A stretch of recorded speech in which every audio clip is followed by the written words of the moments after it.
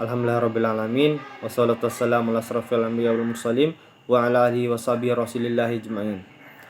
Syukur kita kepada Allah Subhanahu wa taala serta bersalawat kita kepada baginda Nabi Muhammad sallallahu alaihi wasallam dengan mengucapkan Allahumma shalli ala Muhammad wa ala ali Muhammad. Baiklah, sebelumnya saya akan memperkenalkan diri saya.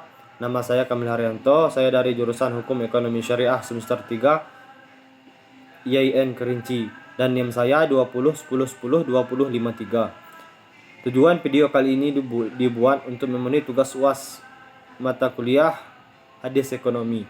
Dan di sini saya akan menjelaskan tentang pengertian riba. Pengertian riba dari berbagai aspek telah banyak dijelaskan.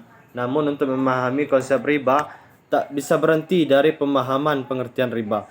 Diperlukan ilustrasi contoh riba yang dapat terjadi dalam kehidupan sehari-hari. Dalam hadis Nabi Muhammad SAW juga memerintahkan agar seorang muslim menjauhi riba. Riba termasuk salah satu dari 7 dosa besar. Nabi SAW bersabda, "As-sirku billah." Qalu, "Ya Rasulullah, wa ma hunna?" Qal, "Ajtanibus sab'al mubaqatin nafsi lati harramallahu illa bal haqq wa aklur riba wa aklu ma lilla yatim was-sahru wa qatlu wattala yaumaz zahfi wa zaffa wazzaful musanatil mu'minatil fa ghafilah, yang artinya jauhi 7 hal yang membinasakan. Para sahabat berkata, "Wahai Rasulullah, apakah itu?"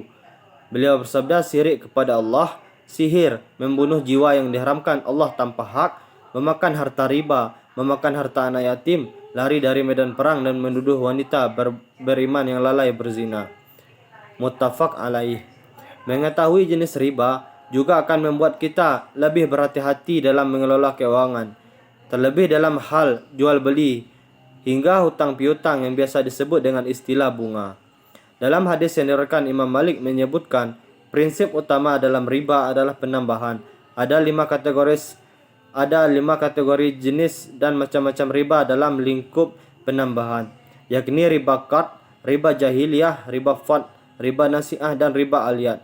Riba nasi'ah, riba yang pertama ini ialah seorang menghutangi uang dalam jumlah tertentu kepada seseorang dengan batas tertentu dengan syarat berbunga sebagai imbalan batas waktu yang diberikan tersebut. Misalnya seorang yang berhutang 1.000 rupiah yang mesti dibayar dalam jangka waktu yang telah ditetapkan tetapi tidak terbayar olehnya pada waktu itu, maka bertambah besarlah jumlah hutangnya.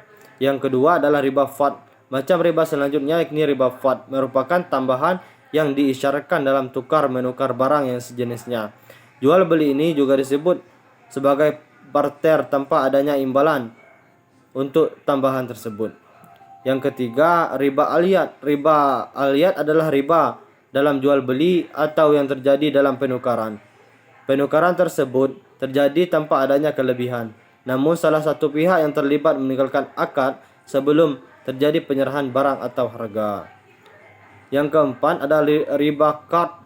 Riba ini adalah riba dalam hutang piutang, yaitu dengan mengambil manfaat atau kelebihan tertentu yang disyaratkan kepada penerima utang atau muqtarid. Yang kelima adalah riba jahiliyah. Macam-macam riba menurut Islam. Yang terakhir adalah riba jahiliyah, yaitu penambahan utang lebih dari nilai pokok dalam utang piutang karena penerima utang tidak mampu membayar utangnya secara tepat waktu. Hukum riba sangat jelas difirmankan oleh Allah Subhanahu wa taala dalam Al-Qur'an bahwa riba adalah hal yang dilarang. Pengertian riba dan contohnya akan memperkuat pemahaman riba dan ketentuannya dalam Islam. Mudah-mudahan kita semua dijauhkan dari riba. Mungkin itu saja di video kali ini yang dapat saya sampaikan. Lebih dan kurangnya saya mohon maaf. Saya tutup dengan billahi fisabilil haq, fastabiqul khairat. Assalamualaikum warahmatullahi wabarakatuh.